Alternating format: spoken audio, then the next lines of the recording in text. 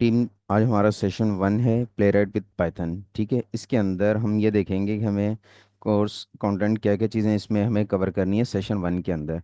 सबसे पहले तो हमें प्ले राइट का इंट्रोडक्शन को देखना है कि प्ले राइट है क्या। ठीक है, देन हमने इसकी हिस्ट्री के ऊपर जाना है कि प्ले राइट की हिस्ट्री क्या है।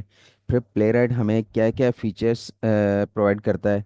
देन लास्ट में हमारे पास होगा कि प्ले राइट का आर्किटेक्चर क्या है हमारे पास। ठीक है, ये तो हाई लेवल के वो थे। अब डिटेल में चलते हैं चीज़ों के ऊपर one by one. Play right क्या है? प्ले राइट बेसिकली एक ओपन सोर्स जब भी आता है तो इसका मतलब क्या आता है? Free of cost automation tool और framework for UI and API automation. ठीक है, जब भी Imran, sorry to interrupt you. Please record the session. Session जी रिकॉर्ड कर मैंने लो। रिकॉर्डिंग की है मैंने। ओके ओके, ठीक है, थैंक यू। सॉरी। ठीक है, तो प्लेराइट हमारे पास जो टूल है वो एंड टू एंड टेस्टिंग एक टूल है। ठीक है, फ्री ऑफ कॉस्ट है। वो कोई आप में से मुझे बता सकता है कि other than playwright free of cost tool कौन कौन से, ऑटोमेशन टूल कौन से जो हम यूज़ कर रहे हैं? हमारे पास सेलेनियम। सेलेनियम भी यूज हो रहा है। सेलेनियम यूज़ हो रहा है, साइप्रस यूज़ हो रहा है। मार्केट में दोनों ही कंप्यूटर्स इसके हैं, वो दोनों क्या हैं? ओपन सोर्स हैं। तो प्लेराइट भी जो हमारे पास टूल है, ये क्या है? ओपन सोर्स है, फ्री ऑफ कॉस्ट टूल है। ठीक है, इसको हम किस पर्पस के लिए यूज़ करते हैं? इसको हम यूज़ करते हैं वेब को ऑटोमेशन करने के लिए। और सेकंड क्या है, इसको यूज़ करते हैं किस चीज़ के लिए यूज़ करते हैं? API AP development. API API. Automation. ठीक है, यूआई का मतलब होता है कि फ्रंट एंड की हम बात कर रहे हैं, एंड टू एंड टेस्टिंग के लिए। ठीक है, अब जो प्ले राइट है ये बेसिकली किसका प्रोजेक्ट है? माइक्रोसॉफ्ट का।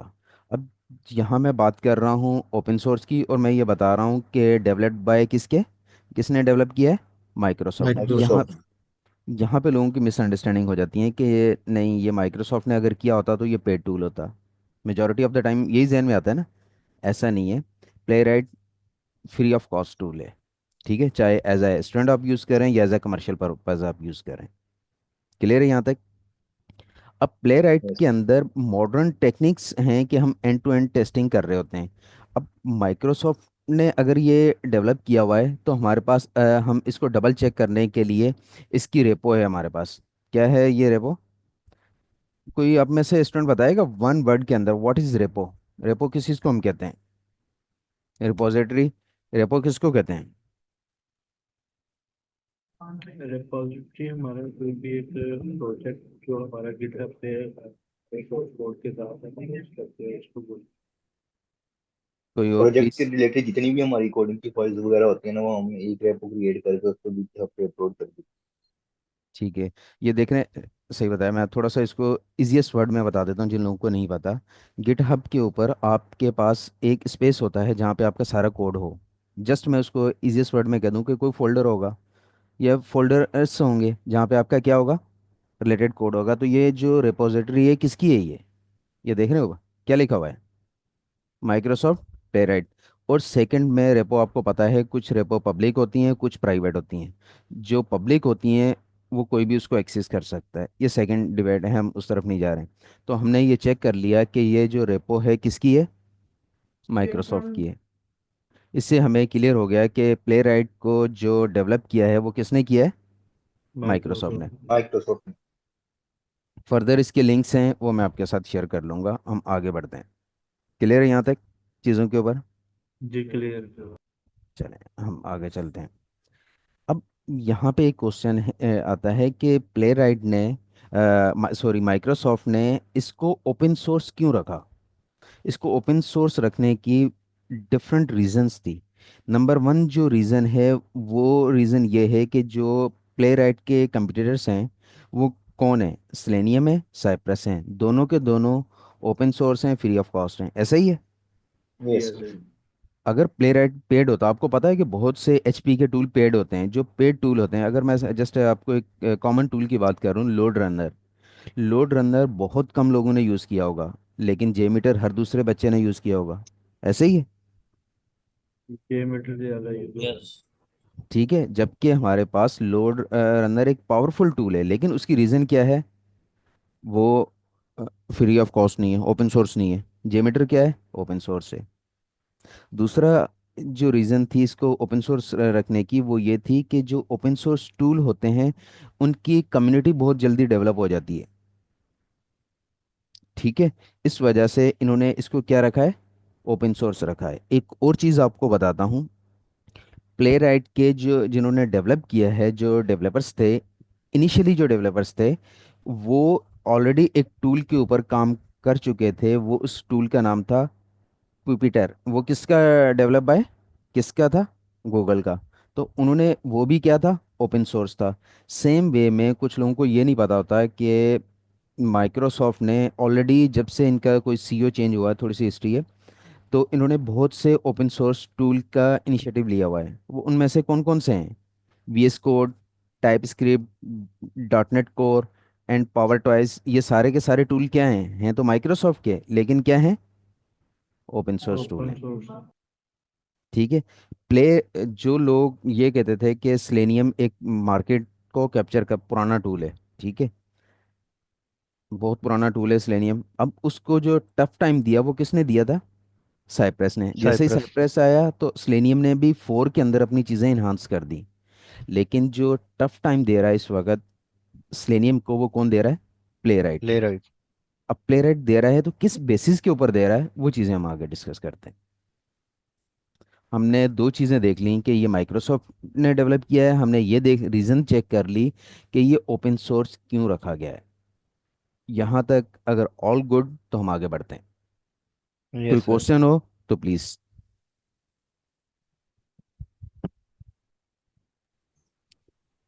फिर हम आ जाते हैं कि इसके फीचर्स क्या होते हैं। ठीक है, इसके फीचर्स के ऊपर जाने से पहले मैं आप लोगों को इसकी वेबसाइट दिखाता हूँ। ये ऑफिशियल वेबसाइट है।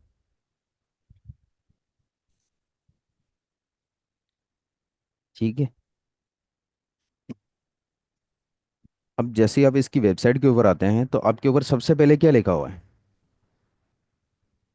Any browser any platform open API.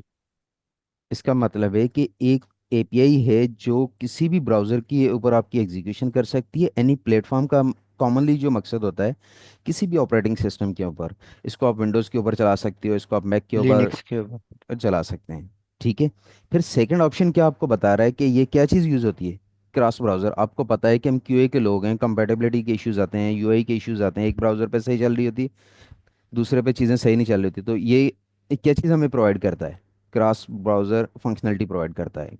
उसमें एक चीज़ प्ले राइट के अंदर एक टर्म यूज़ होती है, दैट इज़ कॉल्ड क्रोमियम। क्या कहा जाता है इसको, ब्राउज़र आपने क्रोनियम। देखा होगा, क्रोम देखा होगा, लेकिन यहाँ पे क्रोमियम का वर्ड देखें। क्रोमियम मीन्स कि ये टर्म यूज़ होती है क्रोम और किस चीज़ के लिए, दूसरे ब्राउज़र किस चीज़ के लिए यूज़ होती है, एमएस एज। माइक्रोसॉफ्ट एज के लिए।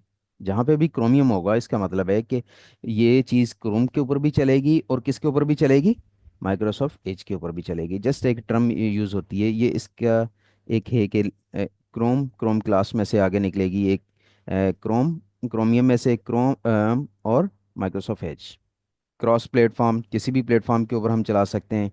मल्टी लैंग्वेजेस की सपोर्ट। अच्छा मुझे बताओ कि जो लोग साइप्रस के ऊपर काम कर रहे हैं, क्या वो सिंगल चीज़ सपोर्टेड है या more than one languages supported है।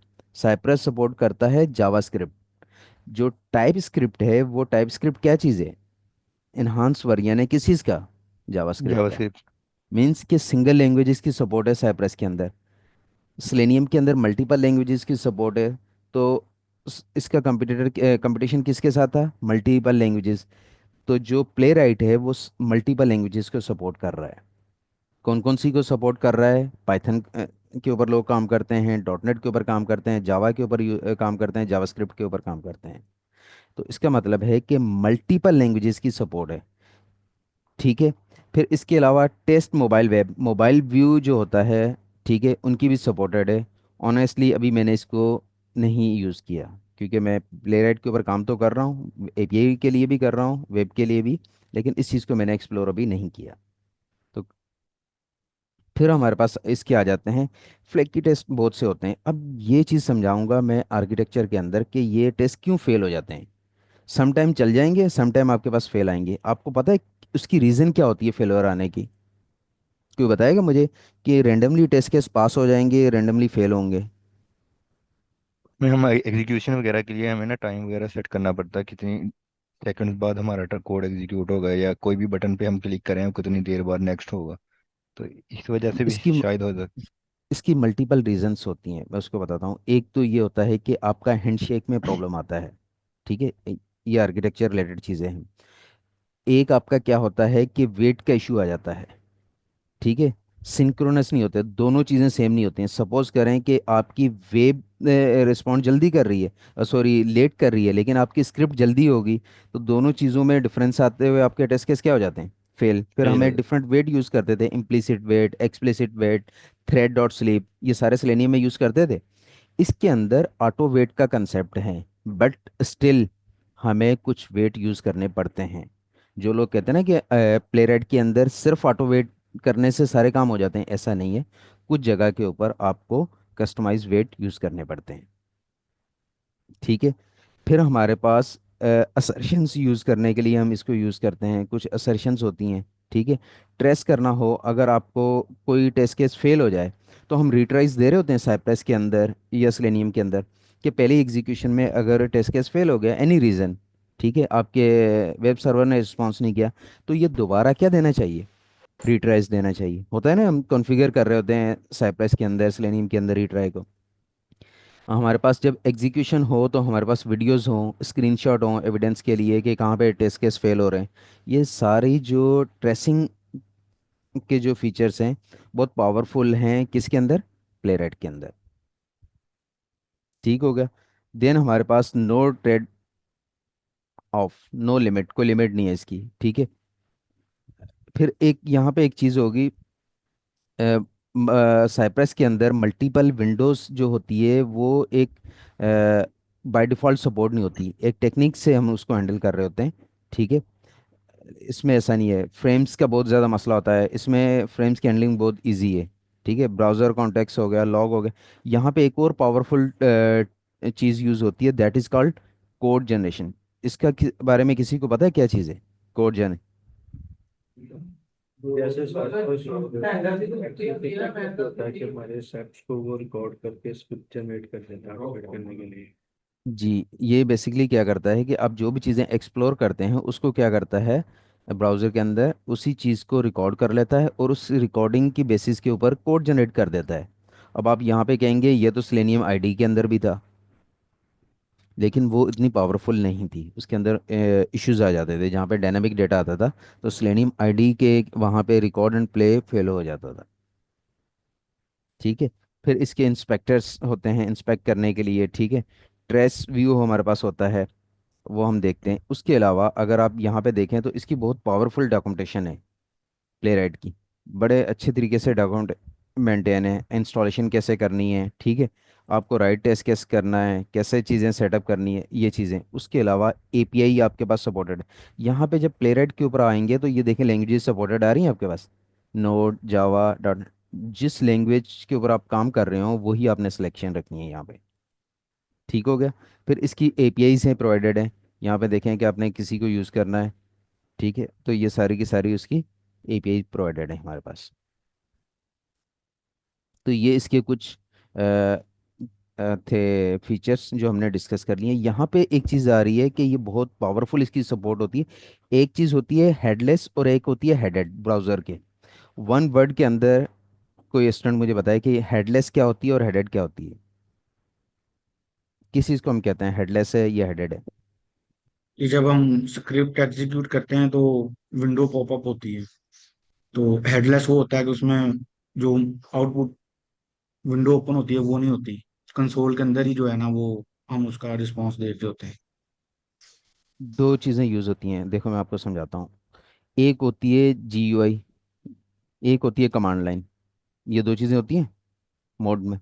अगर आपका ब्राउज़र लॉन्च हो जाए, ब्राउज़र लॉन्च हो मीन्स कि ब्राउज़र ओपन किया उसके अंदर एग्जीक्यूशन हो, तो उसको हम क्या कहेंगे, ये कौन सी एग्जीक्यूशन है, हेडलेस कहेंगे, हेडेड। हेडेड कहेंगे, क्या कहेंगे हेडेड। इसको? हेडेड। हेडेड। अगर ब्राउज़र लॉन्च ना हो, कमांड लाइन के ऊपर एग्जीक्यूशन हो जाए, तो वो क्या कहलाती है हमारे पास, हेडलेस। अब हेडलेस। एक क्वेश्चन पूछा जाता है कि which one is fast, headless और हेडेड? तो आपको पता है कि जब एक चीज़ ने लॉन्च होना होता है, यूआई लोड होनी होती है, डॉम होता है, उसके कंटेंट लोड होना है, वो ज़्यादा फास्ट होगा या एक कमांड लाइन के अंदर चीज़ें एग्जीक्यूशन हो जाएं? हेडलेस फास्ट होता है। हेडलेस फास्ट होता है, ठीक है। लेकिन एवरी टाइम हम हर चीज़ हेडलेस में भी नहीं कर सकते, क्योंकि हमें साथ साथ डिबगिंग भी करनी होती है। लेकिन हेडलेस का प्रॉपर यूजेज कहाँ पे होता है? हम कर तो रहे होते हैं एग्जीक्यूशन, जो इसका बेस्ट यूज़ होता है कोई बता सकता है हेडलेस का प्रॉपर यूज़ कहाँ पे होता है? अगर हम एपीआई की कर रहे हैं, क्योंकि एपीआई को हम जीयूआई से इतना ज्यादा यूज नहीं देख नहीं रहे होते, तो वहां पे हम रिजल्ट ले लेंगे हेडलेस से, और वो कोई एग्जीक्यूशन भी होगी। एग्जैक्ट सही बताया, लेकिन एग्जैक्ट नहीं बताया जो मैं चीज़ पूछना चाह रहा हूँ। पाइपलाइन का कंसेप्ट है आप लोगों को, CI/CD का? कॉन्सेप्ट पाइपलाइन तो के है, लेकिन थोड़ा जी, और आप क्लियर कर दें। पाइपलाइन के अंदर जो हमारी एग्जीक्यूशन होती है, जब आपके पास कोड चेक इन हो जाए, आपकी स्क्रिप्ट एग्जीक्यूशन हो, तो वहाँ पे हम जो स्क्रिप्ट एग्जीक्यूट कर रहे होते हैं वो किस में कर रहे होते हैं? हेडलेस मोड में। क्लियर हो गया? चलते हैं थोड़ा सा आगे। अब हम इसका आर्किटेक्चर के बारे में स्टडी करते हैं कि ये आर्किटेक्चर क्या बताया हुआ है। आपको पता है कि जो प्लेराइट हो या सेलेनियम हो, इनका आर्किटेक्चर कौन सा आर्किटेक्चर कहलाता है? Client server. क्लाइंट सर्वर का जब भी बात आती है तो हमें एक चीज़ जहन में आती है, एक कोई चीज़ होगी, रिक्वेस्ट करेगी, सर्वर उसके ऊपर एक्शन करेगा और देन प्रोसेस करके रिस्पॉन्स दे देगा। यही चीज़ होती है। अब जो रिक्वेस्ट कर रहा होगा वो हमारे पास कोई ना कोई लैंग्वेज करेगी, हम जो प्लेराइट के ऊपर लैंग्वेज यूज़ करेंगे वो कौन सी यूज़ करेंगे? पाइथन। पाइथन।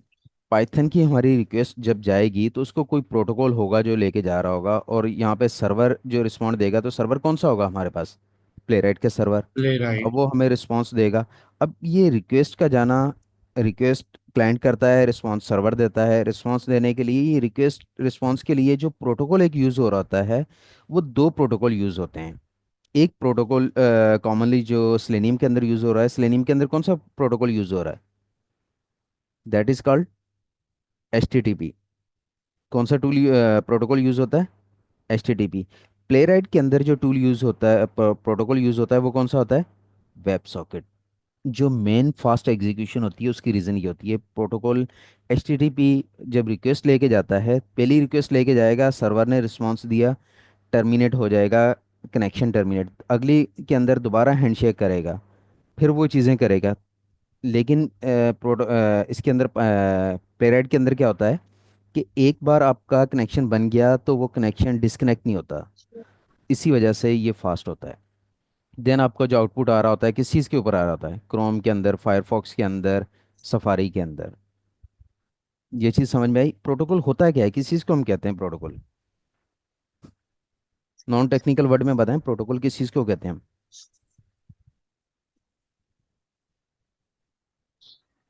कोई VIP मूवमेंट हो रही होती है, उनको प्रोटोकॉल मिल रहा होता है? बताएं। मीन्स कि ये क्या है, एक सर्विस है। आप HTTP प्रोटोकॉल्स होते हैं, आपके पास मल्टीपल प्रोटोकॉल्स होते हैं ना। सेलेनियम के अंदर जो प्रोटोकॉल यूज़ होता है वो कौन सा होता है? HTTP। लेकिन हमारे पास प्लेराइट के अंदर जो प्रोटोकॉल यूज़ हम करते हैं वो कौन सा यूज़ करते हैं? Web web. सॉकेट। अब वेब सॉकेट, जब मैं एक डायग्राम दिखाता हूँ आप लोगों को, ज़्यादा क्लियर हो जाएगा प्रोटोकॉल की। ये देखें, HTTP ने रिक्वेस्ट की, रिस्पॉन्स, कनेक्शन क्या हो गया? ये सर्वर, यहाँ पे आपका कौन सा सर्वर होगा? यहाँ पे प्लेराइट का सर्वर होगा, क्लाइंट क्या होगा? पाइथन लैंग्वेज होगी, ठीक है। ये नीचे जो डायग्राम है HTTP वाली, ये हम किस में यूज़ कर रहे होते हैं? सेलेनियम के अंदर, ठीक है। जो प्लेराइट की है वो क्या होगा? वेब सॉकेट यूज़ करता है। एक बार आपका हैंडशेक कनेक्शन बन गया, फिर वो कनेक्शन डिस्कनेक्ट नहीं होता। इसी वजह से अगर आप दोनों को कंपेयर करेंगे, सेलेनियम की स्क्रिप्ट को और इसकी प्लेराइट की स्क्रिप्ट को, तो आपको क्लियर डिफरेंस नज़र आएगा कि कौन सा फास्ट है, कौन सा स्लो। जो लोग कहते हैं कि प्लेराइट की एग्जीक्यूशन बहुत फास्ट है, उसकी रीज़न ही ये है कि वो जो प्रोटोकॉल यूज़ कर रहा है, क्या यूज़ कर रहा है?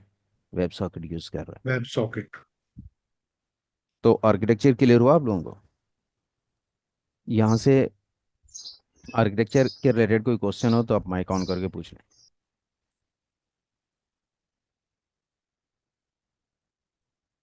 All good? अच्छा, इसमें वेब सॉकेट की वजह से कनेक्शन तब तक रहेगा जब तक मैं इसको ब्रेक डाउन नहीं करूंगा।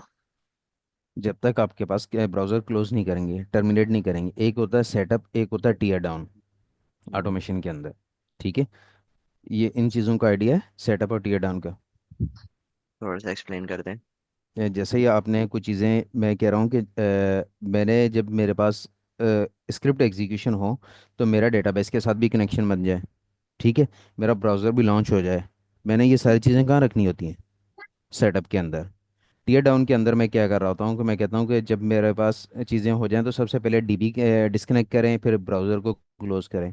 इसका मतलब है कि मैं सारी चीज़ें क्या कर रहा हूँ? क्विट कर रहा हूँ। ठीक है, क्विट का मतलब है कि जब मैंने चीज़ें बंद कर दी, ब्राउज़र ही बंद कर दिया, कनेक्शन क्या हो जाएगा? डिस्कनेक्ट हो जाएगा। डिस्कनेक्ट है तो ठीक। क्लियर? चलें थोड़ा सा आगे बढ़ते हैं। अब जो टूल्स का आपस में कंपैरिजन है कि कौन कौन सा टूल क्या प्रोवाइड करता है। वीडियो रिकॉर्डिंग हमारे पास प्लेराइट के अंदर भी होती है, साइप्रस के अंदर भी होती है, स्लेनियम के अंदर नहीं होती। अगर हमें करनी पड़े तो हमें थर्ड पार्टी चीज़ों को इंटीग्रेट करना पड़ता है, जो कि मुश्किल है। ठीक है, पैरेलल एग्जीक्यूशन हमारे पास प्लेराइट के अंदर होती है, स्लेनियम के अंदर होती है, साइप्रस उसको फुली सपोर्टेड नहीं करता। अगर ऐसी कोई चीज़ हो तो हमें प्रो वर्जन के ऊपर जाना पड़ता है। काइंडली माइक म्यूट रखिएगा अपना। टेस्ट एग्जीक्यूशन की जो स्पीड है दोनों के अंदर तो अच्छी होती है, सेलेनियम के अंदर, साइप्रस के अंदर, लेकिन प्लेराइट के अंदर जो ज़्यादा फास्ट होती है। तो हम जो रेटिंग कर रहे हैं गुड, और इसको क्या करेंगे? बेस्ट। ये हम करके भी देखेंगे दोनों की स्क्रिप्ट कौन सी फास्ट है कौन सी स्लो है। अब लुकेटर्स टेक्निक, लुकेटर्स भी कहते हैं, सेलेक्टर्स भी कहते हैं। ठीक है, ये एक ही चीज़ को हम कहते हैं, लुकेटर सेलेक्टर। अब जितनी जो लोकेटर की सपोर्ट हमारे पास प्लेराइट के अंदर है, स्लेनियम के अंदर भी सपोर्ट है, प्लेराइट के अंदर कुछ एक्स्ट्रा सपोर्ट है लोकेटर्स की। ठीक है, क्लाउड की इंटीग्रेशन तीनों में है। ठीक है, मल्टी लैंग्वेजेस को जो सपोर्ट कर रहा होता है प्लेराइट करता है, स्लेनियम करता है, साइप्रस नहीं करता है, क्योंकि वो जावास्क्रिप्ट और टाइपस्क्रिप्ट को करता है। ऑटोवेट जो है वो किस में है हमारे पास? सिर्फ प्लेराइट के अंदर, और किस में? साइप्रस के अंदर, सेलेनियम के अंदर नहीं है। सेलेनियम के अंदर हमें इम्प्लिसिट, एक्सप्लिसिट, थ्रेड और स्लीप, मल्टीपल वेट यूज़ करने थे। पॉपअप हैंडलिंग सेलेनियम के अंदर भी है, प्लेराइट के अंदर भी है, लेकिन साइप्रस के अंदर नहीं है। साइप्रस के अंदर एक टेक्निक यूज़ की जाती है, उससे हम हैंडल कर रहे होते हैं। ठीक है, एपीआई इंटीग्रेशन हमारे पास प्लेराइट के अंदर है, साइप्रस के अंदर है। एपीआई को ऑटोमेट करना हो तो सेलेनियम के अंदर नहीं कर सकते, थर्ड पार्टी यूज़ करते हैं हम सेलेनियम के अंदर, that is called rest assure. नाम सुना होगा आपने, सुना है नाम रेस्ट एश्योर? प्लीज़ बोले, मेरी आवाज़ आ रही? यस सर, जी जी, आवाज आ रही है, नाम सुना हुआ है। ठीक है, वो लोग जो सेलेनियम के ऊपर काम कर रहे होते हैं, सेलेनियम में जावा यूज़ कर रहे हैं, फिर वो रेस्ट एश्योर यूज़ कर रहे होते हैं। अब टेस्ट रनर हमारे पास जो सपोर्टेड है प्लेराइट के अंदर, JUnit, TestNG, Mocha या Mocha framework, Jasmine, NUnit, ये सारी सपोर्टेड इसके अंदर है। सेलेनियम के अंदर भी ऑलमोस्ट ये है। और आपको पता है कि हमारे पास साइप्रस के अंदर सिर्फ किस चीज़ की है? मोचा या मोका की है। ठीक है, ओपन सोर्स हैं तीनों के तीनों। ठीक है, हेडलेस तीनों प्रोवाइड कर रहे होते हैं। रीयूज ऑथेंटिकेशन स्टेट सिर्फ और सिर्फ कौन प्रोवाइड करता है? प्लेराइट। अब रीयूज ऑथेंटिकेशन स्टेट क्या होती है? कोई एक्सप्लेन करेगा किस चीज़ को हम कहते हैं? किसी को आइडिया है? आई थिंक एक एग्जीक्यूशन करने के बाद एक स्टेप पे आके हम उसको रोक देते हैं और वहां से उसको हम सेव करा के कहीं दोबारा किसी टेस्ट केस में रीयूज करके उसी पॉइंट से कंटिन्यू करते हैं। चलो मैं एक इजी वर्ड में समझाता हूँ। आपने अगर कहीं पासवर्ड सेव करवाना हो, और हर टेस्ट केस के ऊपर एग्जीक्यूशन हो आपके पास, ठीक है, एग्जीक्यूशन हो, आपके पास डेटा आपने सेव करवा लिया, मल्टीपल टेस्ट एग्जीक्यूशन करने होते हैं आपको, एक ही जो ऑथेंटिकेशन कर दी वो क्या हो जाती है? सेव हो जाती है, दोबारा उसको यूज़ कर लेते हैं। ये फीचर हम प्रैक्टिकली करवा के दिखाऊंगा। ये सिर्फ और सिर्फ कौन प्रोवाइड करता है हमें? प्लेरेट। सपोज करें कुछ सेशन को आपने स्टोर करवा लिया, कुकी को स्टोर करवा लिया, ये चीज़ें कौन कैसे हम कर रहे होते हैं? प्लेरेट के अंदर कर रहे होते हैं, किसी और टूल के अंदर नहीं करते। ये भी एक बेनिफिट्स हैं किस चीज़ का। सपोज करें आपने मल्टीपल विंडोज़, मल्टीपल टैब्स के ऊपर जाना है, आपने एक के ऊपर सेव करवा लिया, ऐसा तो नहीं है कि आप जब दूसरे टैब के ऊपर जाएं दोबारा लॉगिन करवाना पड़ा, होता है ना समटाइम ऐसे सिक्योर पर्पज़ के लिए। अगर आप में से किसी ने बैंकिंग की एप्लीकेशन यूज़ की है, ये कौन सी बैंक है, जेएस बैंक वगैरह या एचबीएल की, न्यू टैब के ऊपर जाएं तो वो चेक किया आपने? सिक्योरिटी पॉइंट ऑफ व्यू से वो लॉग आउट करवा देता है। ऐसी चीज़ों को क्या कर लेते हैं? रीयूज़ कर लेते हैं चीज़ों। क्लियर हुआ? यहाँ तक। फिर लास्ट हमारे पास एक आ जाती है कि हमने जो इसको टूल को करना है पाइथन के ऊपर क्यों कर रहे हैं। हमें जावा के ऊपर करना चाहिए था क्योंकि जावा पुरानी लैंग्वेज है। जावास्क्रिप्ट के ऊपर अगर हम साइप्रस से शिफ्ट हो रहे हैं तो हम जावास्क्रिप्ट के ऊपर कर लेते। लेकिन हमने ना जावास्क्रिप्ट के ऊपर काम किया है, ना हमने जावा के ऊपर किया है, ना डॉटनेट के ऊपर किया। पाइथन क्यों किया है? उसकी रीज़न क्या है कि आपको पता है कि बहुत से लोगों का कंसेप्ट ये होता है। किसी को पता है पाइथन कब मार्केट में लॉन्च हुई? ईयर का पता है कुछ? नियरेस्ट। 2018 को समथिंग एक्चुअली आसपास। 2000। एक्चुअल अगर मैं आपको पाकिस्तान में। इसकी इसकी हिस्ट्री बताऊं तो पाइथन जो है जावा से ज़्यादा पुरानी लैंग्वेज है। चले नहीं पता?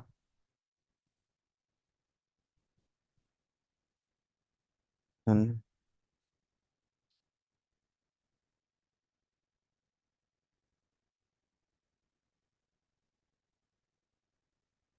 कब हुई है? प्लीज़ बताएं कब हुई है। 90। 1991। चले।